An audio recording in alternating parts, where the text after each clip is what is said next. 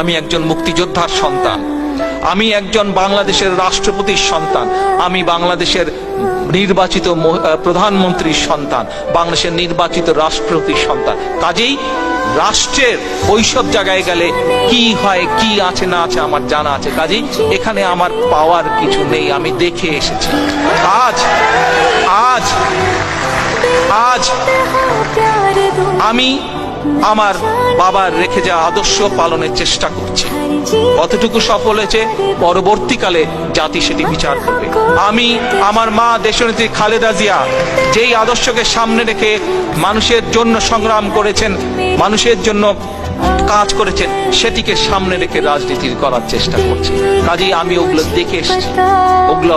ওগুলার মধ্যে আমার কোনো নতুনত্ব বলে কিছু নেই। আমার কাছে একটি চাওয়া, যে জন্য শহীদ রাষ্ট্রপতি জিয়াউর রহমান জীবন উৎসর্গ করেছেন, জীবন দিয়ে